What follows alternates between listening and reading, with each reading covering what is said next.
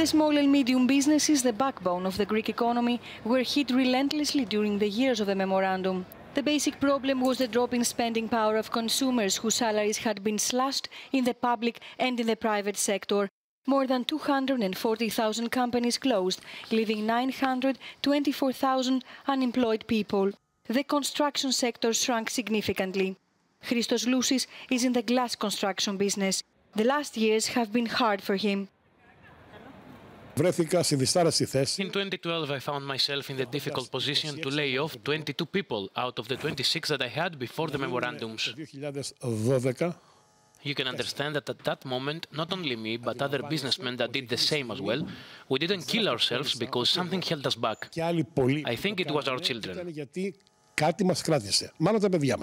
In spite of the difficulties, he tried to innovate, but the consumers couldn't buy his products, and on the other hand, the banks were not giving loans to help him export. I am still not standing on my own feet. I am just surviving because I have 2 children support.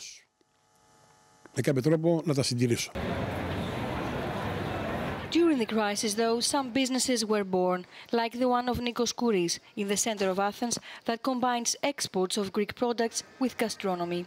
He started the business online and he opened the first store in 2016. We are going through all the difficulties that there are within a very strict tax and insurance policy frame, but from the other side, we benefit from the advantages of the crisis, like the reduction of the labor cost. It will be very important for us to see from the government moves to fight unemployment so that families have income and this income to be spent in the market.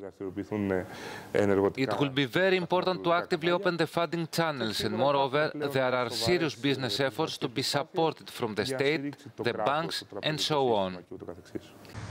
Nikos Kouris has already expanded his business to the United States with a store in Rhode Island.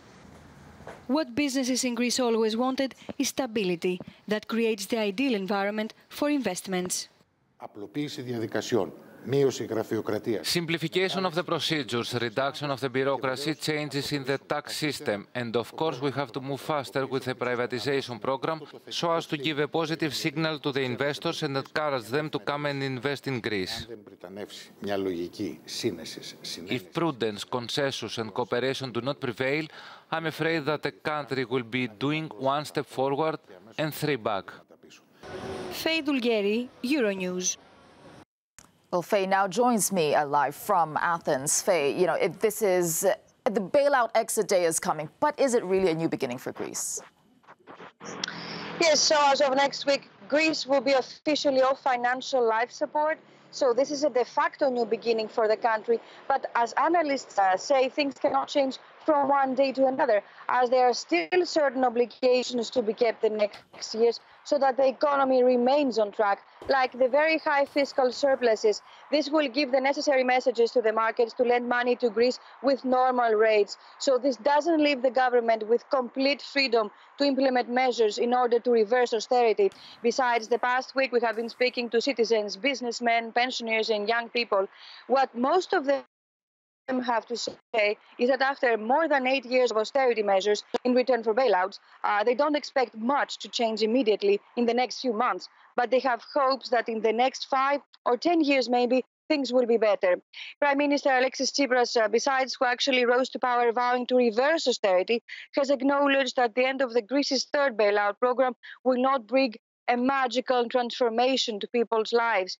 When you take a patient out of the intensive care, he said, speaking to businessmen, you don't make him run a sprint right away. As far as the main opposition goes, the party, the New Democracy, is stressing out that the country will remain under foreign supervision for years to come and will be subject to harsh austerity measures like the package that was recently voted by the Greek Parliament.